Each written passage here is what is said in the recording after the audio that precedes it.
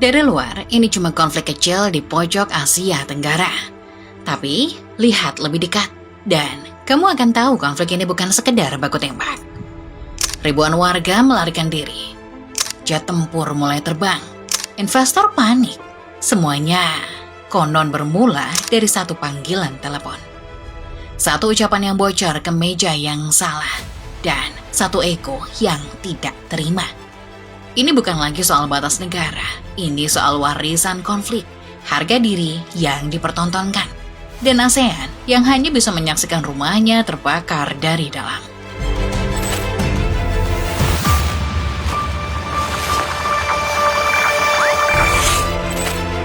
Ada masa ketika Thaksin dan Hun Sen saling memuji di depan kamera, bahkan tersenyum. Tapi, seperti banyak hubungan politik lainnya, senyum itu menyimpan bara.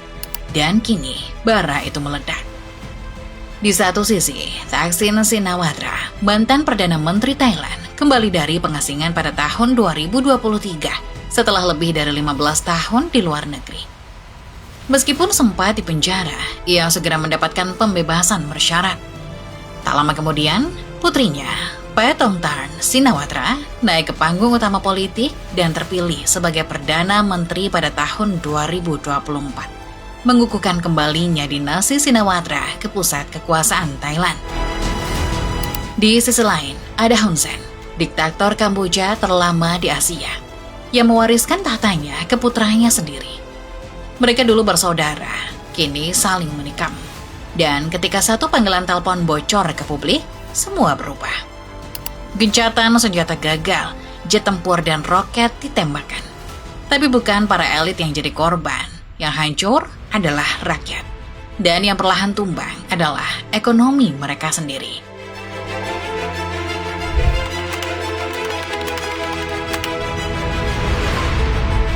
Semua bermula dari titik kecil di peta yang disebut Segitiga Zamrud, sebuah wilayah rimba perbatasan antara Thailand, Kamboja, dan Laos. Di sana, pada 28 Mei 2025, seorang tentara Kamboja tewas dalam baku tembak. Insiden itu bukan yang pertama, tapi cukup untuk membangkitkan dendam lama. Dari konflik kecil ini, percikan api mulai menyambar ke segala arah. Dalam beberapa pekan berikutnya, ketegangan meningkat cepat. Pasukan Thailand dan Kamboja saling kirim sinyal peringatan. Satu batalion dikerahkan di sisi utara, lalu satu kompi artileri diposisikan di sisi selatan. Ranjau darat mulai muncul dan retorika panas menghiasi media nasional kedua negara. Puncaknya terjadi pada 24 Juli saat 5 tentara Thailand terluka akibat ranjau. Pemerintah Thailand menuding Kamboja sebagai pemasang ranjau baru di zona sensitif. Sebuah tuduhan yang langsung dibantah Kamboja. Sebagai respon, Bangkok menarik duta besarnya dan mengusir utusan Kamboja dari ibu kota. Esok harinya, konflik meledak. Bentrokan terjadi di 12 titik berbeda sepanjang perbatasan sepanjang 817 km itu. Jet tempur Thailand dilaporkan meluncurkan serangan udara ke fasilitas militer Kamboja sebagai balasan atas tembakan roket yang menghantam wilayah sipil mereka. Saat video ini dibuat, sebanyak 32 orang tewas dari kedua belah pihak.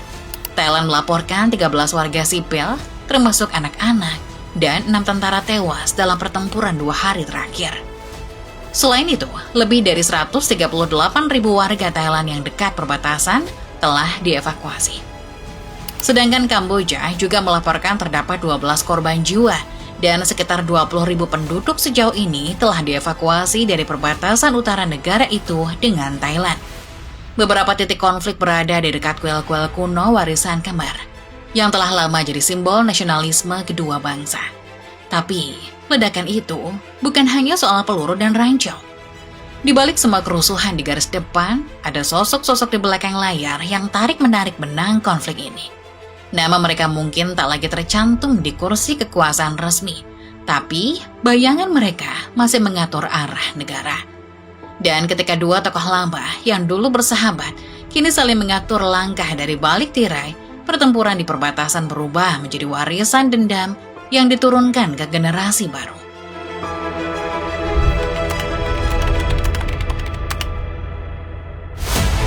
Thaksin dan Hun Sen dulu bersaudara, kini mereka saling mengincar.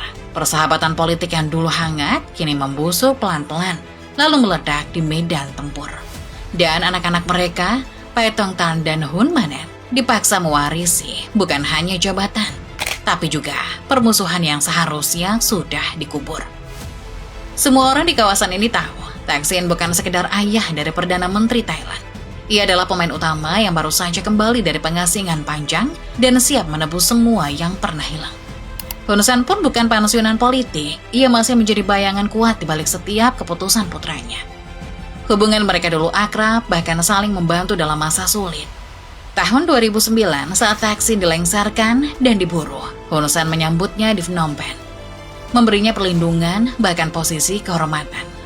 Tapi, kebaikan seperti itu tak selamanya dilihat sebagai aset. Di mata musuh-musuh politik Thaksin di dalam negeri, itu adalah bukti bahwa ia terlalu dekat dengan tetangga berbahaya. Saat Thaksin kembali ke Thailand dan anaknya naik ke tampuk kekuasaan, Hun Sen bukan lagi simbol perlindungan. Ia berubah menjadi beban, dan dalam politik, beban harus dibuang. Ketika rekaman telepon pribadi antara Pae Tong Tan dan Hun Sen bocor ke publik, situasi berubah total. Salah satu kalimat di rekaman itu, sindiran lembut tentang militer Thailand yang kurang tegas, dianggap sebagai pengkhianatan. Reaksi publik brutal. Mahkamah bergerak cepat, Pae Tong Tan dihentikan, dan Thaksin kembali mengambil alih panggung. Can you hear me, Uncle? Yeah. ท่านรู้สึกไม่ชอบใจหรือโกรธเพราะจริงๆแล้วไม่ใช่ความตั้งใจของเราเลยค่ะเพราะตอนเนี้ยทางนั้นน่ะเขาอยากจะดูเท่เขาก็จะพูดอะไรออกมาที่มันไม่เป็นประโยชน์ต่อประเทศชาติค่ะแต่ว่าจริงๆที่เราต้องการเนี่ยคือต้องการความสงบสุขให้เกิดขึ้นเหมือนตอนก่อนที่จะปะทะกันตรงชายแดนนะคะប៉ុន្តែហើយថាឲ្យមានប្រកបដីនៅតាមព្រំដែនប៉ុន្តែទីចុងបំផុតបែរជាខាង Saat itulah kata-kata mulai memanaskan suasana. Thaksin yang kembali tampil di hadapan publik dan aktif menyuarakan pandangannya, menyampaikan kritik keras terhadap sikap Kamboja. Ia menyebut bahwa Thailand tidak bisa tinggal diam menghadapi provokasi dari tetangganya dan mendorong respon militer yang lebih tegas. Hun Sen pun tak tinggal diam. Meski telah mundur dari jabatan resmi, Hun Sen turun tangan secara pribadi melalui pernyataan publik di media sosial. Ia menyebut bahwa sikap Thaksin bukan hanya agresif secara militer, tapi juga syarat muatan dendam pribadi. Menurutnya, Thaksin adalah sosok yang bahkan pernah mengkhianati raja dan partainya sendiri, serta memiliki sejarah kelam dalam penanganan konflik di selatan Thailand. Kini, kata Hun Sen, rakyatlah yang akan menanggung akibat dari langkah-langkah yang dibungkus atas nama patriotisme, tapi digerakkan oleh motif balas dendam. Apa yang terjadi setelah itu bukan lagi diplomasi. Malaysia sebagai ketua ASEAN sudah mencoba menjadi penengah. Hun Manet bahkan sempat setuju gencatan senjata. Tapi di menit akhir, Thailand mundur. Kenapa? Karena konflik ini bukan lagi tentang kebijakan luar negeri. Ini sudah jadi pertarungan harga diri dua penguasa lama. Dan dua anak mereka, Pae Tong Tan dan Hun Manet, sekarang terjebak. Mereka tampil di podium, memberikan pidato damai, membahas stabilitas kawasan. Tapi, di balik mereka, dua sosok tua yang dulu bersaudara kini saling mendorong anak-anaknya ke medan perang. Tapi perang bukan hanya soal siapa yang menang di medan tempur. Kadang, kekalahan yang paling menyakitkan justru terjadi jauh dari garis depan. Di pasar, di ladang, di meja makan rakyat. Dan dalam perang yang digerakkan oleh dendam elit ini, yang paling hancur bukan para pemimpin, tapi dompet rakyat dan fondasi ekonomi kedua negara.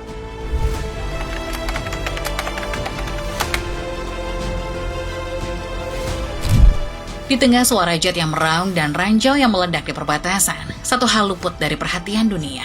Angka-angka ekonomi yang mulai runtuh diam-diam. Perang ini bukan cuma menghancurkan rumah dan merenggut nyawa, namun juga merobek sektor vital yang menopang jutaan sumber pendapatan rakyatnya, yakni pariwisata. Thailand, dengan kekuatan ekonominya yang jauh lebih besar, mungkin terlihat tangguh dari luar. Mereka menerima 35 juta turis tahun lalu. Pariwisata menyumbang lebih dari 12% ke PDB-nya. Tapi jangan salah, meski zona pertempuran jauh dari Bangkok dan Phuket, ekonomi tak kenal batas geografis. Ketika satu bagian negara terbakar, bagian lain ikut merasakan panasnya. Nilai tukar baht sempat goyah, pasar saham tersentak, Dan para pengusaha, baik dalam negeri maupun asing, mulai bertanya, apakah Thailand masih stabil? Luka terdalam justru dirasakan oleh Kamboja, negara yang ekonominya lebih kecil, lebih muda, dan lebih rapuh, justru berada di garis depan kehancuran. Banyak lokasi wisata utama Kamboja seperti reruntuhan Phra Vihear dan situs-situs Khmer Utara berada sangat dekat dengan zona konflik. Ketika artileri Thailand menghantam daerah-daerah itu, bukan cuma tanah yang berguncang, tapi juga nasib ribuan orang yang bergantung pada turis. 6,7 juta wisatawan pernah datang ke Kamboja tahun lalu. Itu cukup untuk menjaga mesin ekonomi tetap berputar. Tapi, dalam hitungan minggu, angka itu mulai ambruk. Parahnya lagi, selain pariwisata, ekspor Kamboja sangat bergantung pada Thailand. Lebih dari 30.000 total ekspor Kamboja ditujukan ke negara tetangganya. Konflik yang berkepanjangan dapat mengganggu arus perdagangan ini, yang selanjutnya akan merugikan sektor ekspor Kamboja. Ketergantungan pada satu mitra dagang ini membuat Kamboja sangat rentan terhadap guncangan ekonomi akibat konflik perbatasan. Thailand mungkin masih bisa bangkit. Mereka punya cadangan devisa, punya pasar domestik, dan punya kepercayaan global. Tapi, Kamboja, mereka berjalan di atas tali tipis. Satu konflik seperti ini saja bisa berarti 5 tahun pemulihan yang sia-sia. Dan inilah ironi perang, yang menekan pelatuk bukan pedagang pasar, yang memberi komando bukan pemandu wisata. Tapi ketika peluru meluncur, mereka lah yang pertama kali jatuh. Karena dalam perang ini, senjata bukan hanya senapan, ekonomi pun bisa berdarah. Dan kalau darah itu terus mengalir, maka yang tumbang bukan hanya tentara di medan perang, tapi juga satu generasi yang kehilangan masa depan.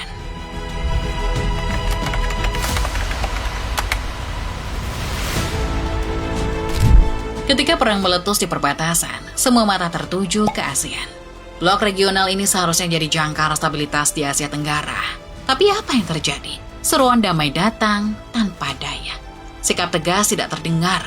Karena ASEAN seperti kata seorang analis Thailand, memang dibutuhkan secara simbolis, tapi tak lagi efektif secara praktis. Thailand sejak awal menyebut ini bukan sekedar konflik perbatasan, tapi soal kedaulatan nasional. Mereka menegaskan bahwa dukungan pada gencatan senjata hanya berlaku jika Kamboja berhenti menembak. Dan menurut mereka, Kamboja tetap melakukan provokasi.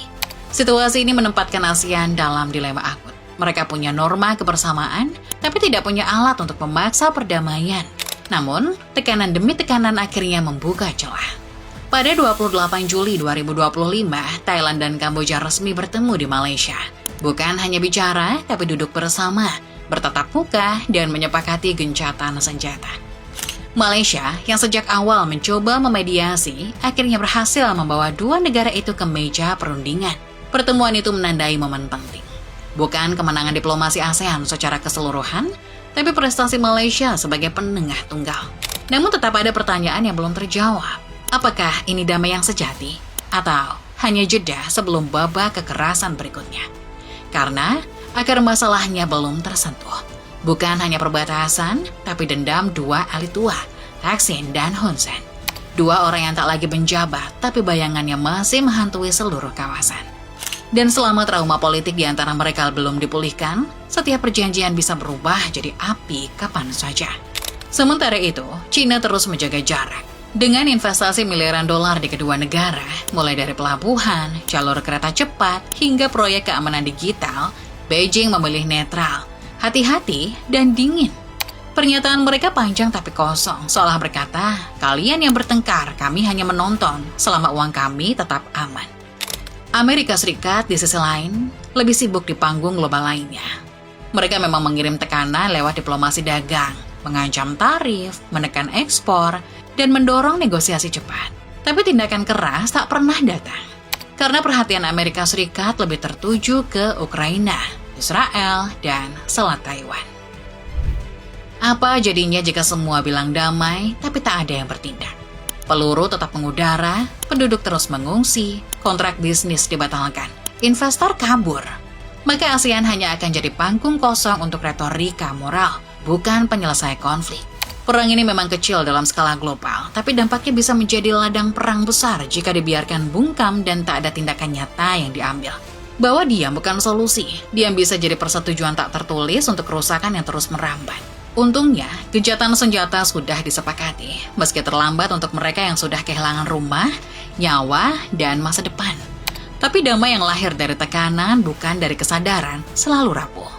Jika akar kebencian antara elit politik tak diselesaikan, dan ASEAN tak segera memperkuat taringnya, maka perbatasan ini akan tetap menjadi bara yang siap menyala kapan saja. Karena sejarah Asia Tenggara tak pernah kekurangan konflik. Yang kurang hanyalah keberanian untuk mencegahnya sebelum semakin pelik.